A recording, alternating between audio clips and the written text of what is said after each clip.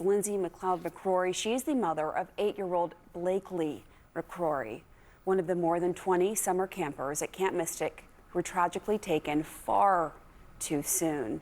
Here are some pictures of Blake we're showing that were shared with us by you, Lindsay. Thank you so much for being here. Your daughter's funeral is later today. So many of her fellow campers have also had their funerals this week. Before we honor Sweet Blakely, I just want to first ask how you are coping right now. I'm just in awe of your strength and presence of mind to join us right now. Thank you for having me. Unfortunately, I did have some other losses in my family. We lost my husband in March and then my brother in June.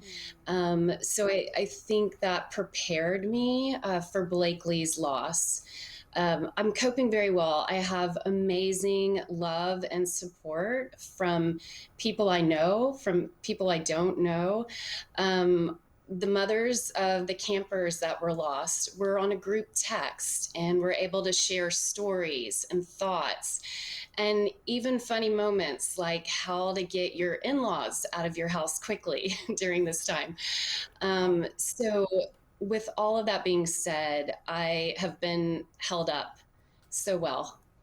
It's amazing. Like I said, I am truly in awe of you, and it is unfortunate you had to go through the grief earlier this year to help prepare you for this moment. But clearly, that is helping you, right? That is giving you the strength and the comfort in these days, knowing that your dear daughter, as I was reading, you believe is in heaven with her father right now. Absolutely. My faith is so strong. Actually, I was a camper at Camp Mystic, Mm-hmm. and I felt so close to my faith attending there as a camper. We had lovely devotionals on the waterfront where the Guadalupe River is in the mornings. And then in the evenings on Sundays, we went to Chapel Hill. And just the sisterhood, the faith, it just really brought me closer. And you're actually wearing a Camp Mystic necklace right now that you gave Blakely. Tell us more about that. Yes, so I gave this necklace to my daughter right before camp, and I advised her that if she didn't want to lose it, because she's 8 years old, and of course they lose jewelry, I told her to wear it, during the whole time at camp. So she wore it when they found her, and that was one of the ways they were able to identify her. And I just want to thank the Texas Ranger that was so lovely and gracious, that helped me and just was so professional. Um, my friends, my good friends from high school, had it extended so that I could wear it. So I would have a touchstone close to my heart. That is so special. I wear this necklace. It's my mom's, who she passed away several years ago, and there is something really special about that. You feel like they're with you all the time, and Blakely is with you all the time through that necklace you wear, and through all the memories, and through the letters that you've received, which is really a tangible way for you to remember her. We understand that she wrote you 2 letters during her first week at Camp Mystic, and you told us you were open to reading those letters to us. Can you share what they say? Sure, absolutely. The letters were an incentive to get a toy when I picked her up from camp. But the first letter she wrote, it says, "Hi from camp. Dear mom, how are you? I'm good. Camp is amazing. Today I will do tennis. Tomorrow I will horseback ride. I'm excited about land sports. A funny thing that happened was I'm a tonk." Then it has little smiley faces at the bottom to rate the sleeping and the food. She was Uh, very happy. this Very happy. She loved the food, which was a concern at first. And then the second letter, "Hi from camp, dear mommy. P.S. Don't give my Barbie dream house." And then she scribbled through it. I think she sent this letter that same day.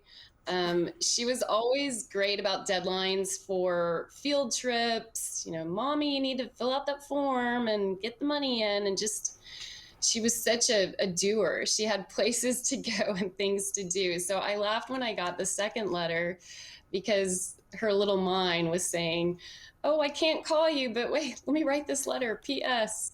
It was cute. It's so cute. And I think we actually have a picture of the Barbie dream house that you gave us because from what I read, she had initially told you that you could give it away because you all were moving. And then she thought at camp, wait a second, I'm not so sure about that, right? Right. And it's just funny how, a little girl's mind works. And that's why I laughed when I got the letter because I could just hear her, writing her thoughts down. And it was just funny. It was so Blakely. So Blakely, and it's beautiful you have those letters to cherish. I was also in the Tonk tribe. Help us understand why being in the tribe, there's two tribes, why being in that tribe meant so much to Blakely. Well, her two cousins are both Tonks, and one of her cousins, Lindley, was at the camp on Senior Hill. So she wanted to be a Tonk so she could compete with her cousin's tribe because what they do is the two tribes compete against each other. So they instill that sportsmanship and competition amongst the girls, which is so great for later on in life. And it's a fun competition, and the tribe hills are both secret from each other, so they go to tribe hills once a week, and you're not supposed to tell the other tribe where it is. It's to remain a secret. So that was very special. She was excited. She wanted to be a Tonk really badly, and just when she found out she was one, she was just ecstatic. And tell us more about the camp leading up to it. It was her first year. You're an alum. Her excitement about it, what you had heard from counselors during her first week, and then when you learned that Blakely was unaccounted for at Camp Mystic after the catastrophic flooding. So she was not nervous about going to camp. She loves the outdoors. She loves to fish, horseback ride. So if you can imagine a camp where you can do all of these outdoor activities and be in the hill country, we live in Houston where it's flat. She just couldn't wait. She was so excited, and it came at such a good time since she lost her daddy. It was a way for her to just heal with that sisterhood and her faith and just all of the fun activities.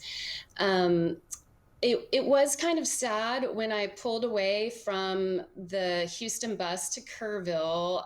I realized that my house was going to be a little bit more quiet, but I knew she would have the best time.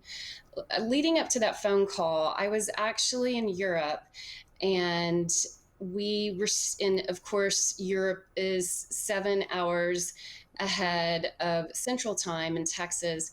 So when we were on a boat, and when we docked for lunch, we received some text messages from friends that had their campers at Camp Mystic, and they reached out to us, my little sister actually, and told them, I'm sure you've heard the news that there's been some flooding at Camp Mystic. And so what popped in my mind, because we didn't have all of the full reports of the 30-foot surge, that it was like the flood in 1987 when I was a camper, that, you had to stay in your cabin for safety. They didn't want people walking in the mud and sliding around since there's so many hills, and they would bring food to us. And so that was what I first imagined what it was. And then we received emails, and I could have sworn I received an email that said the girls are at Walmart and they're okay.